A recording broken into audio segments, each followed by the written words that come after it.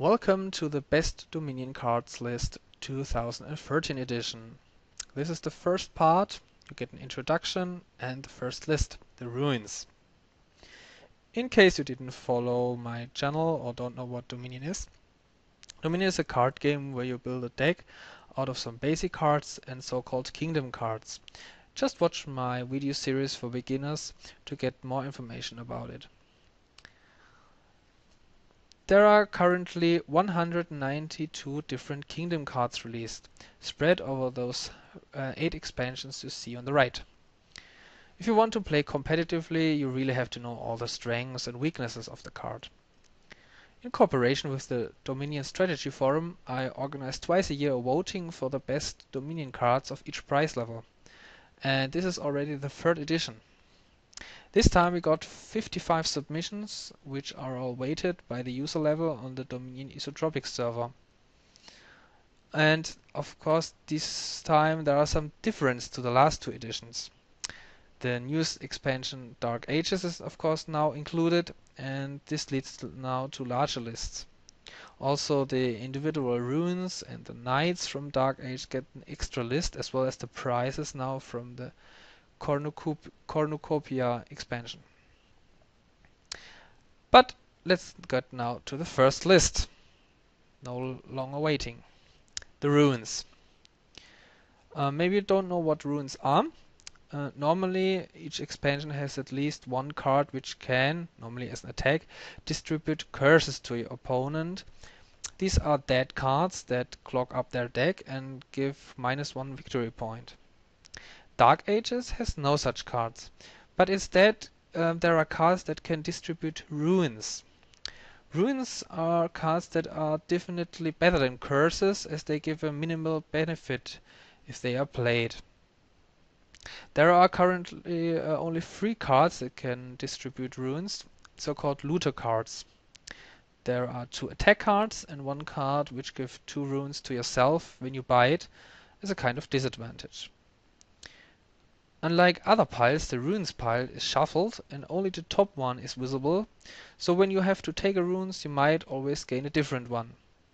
And obviously they are different in strength.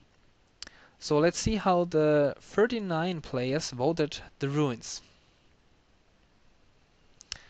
On the 5th and last place there's Ruined Village. It says +1 action. There's no doubt this is the worst ruin you can possibly get. Almost everyone, you see 33 from out of 39 players voted it last. And this ruin is the card which is closest to Confusion, which is a dead card with no effect, which Donald X. Vaccarino, the game designer of Dominion, wanted to publish originally. And this card gives also mostly no benefit, as there is mostly no need to play it besides some edge cases. E.g. when you want to lower the cost of Peddler, activate a Conspirator, lower the hand size of Watchtower before you play Watchtower Library, or raise the value of a Horn of Plenty, for example. You could also play Throne Room or King's Court on it if you are very desperate need for a village to play other action cards. But often you just better play Throne Room or King's Court on these action cards you want to play. On the 4th place there's Ruined Library. It says +1 card.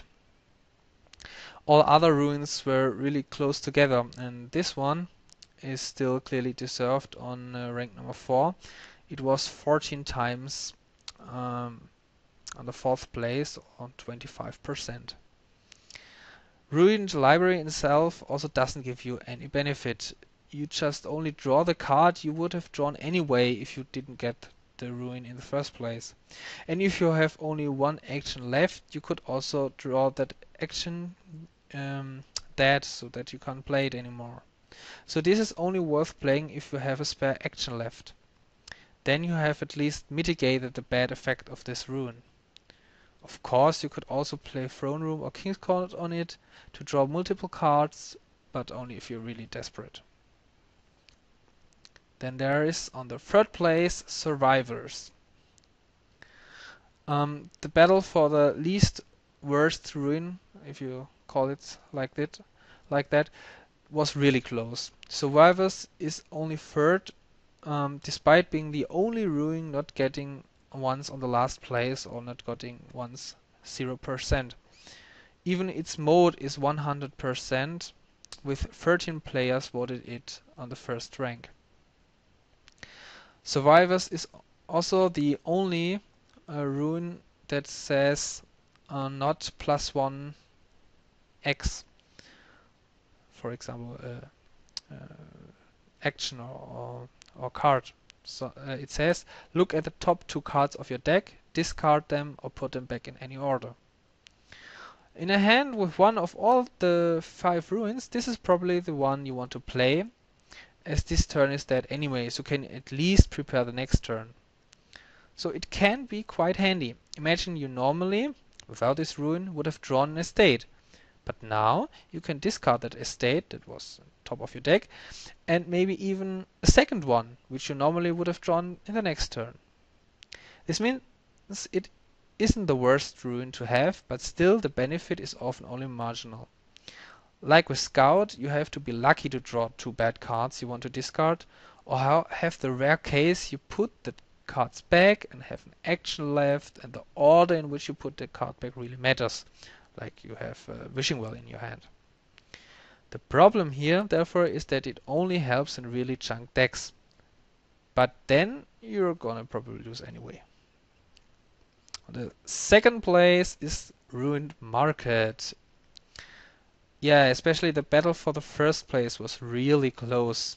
It has 68.5% and is only second with being 12 times on the first place, or 100%. Contrary to Survivors, which helps mostly in bad decks, this helps probably most in still relatively good decks.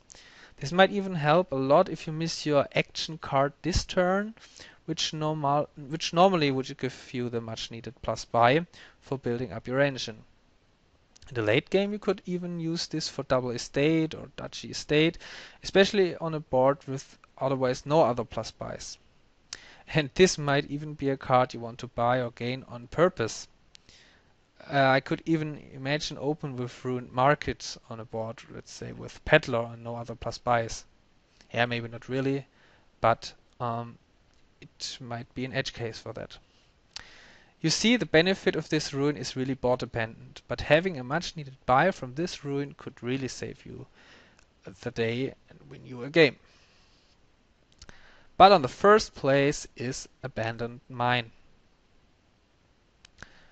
It says +1 coin, and it has 71.1%, so it was really close. And it got 100% and 75% each 13 times. So it was 13 times voted on first and 13 times voted on second place, which gives Abandoned Mine the win. Abandoned Mine is in games with ruins mostly better than Ruined Library, of course, as you have a junk deck and don't want to draw your valuable action cards dead and have a low money average either way.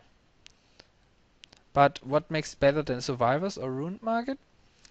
Of course, money is really important in Ruins games as you're struggling your way up to get 5 or 6 coins. While curses don't give you this opportunity, you often get to 5 or 6 coins with Abandoned Mine. But still, it's a close call between Ruined Market and Abandoned Mine for the best or the least worst ruin. And yeah, by the way, this might be really now the only ruin which might be worth playing Throne Room or King's Court with it to get 2 or 3 coins. Yeah, that was the ruins list. And next time it gets really started with the 2 coin list. The cards cost 2. And yeah, until next time. See you later. Tell me in the comments what you think of this video format. And yeah, bye.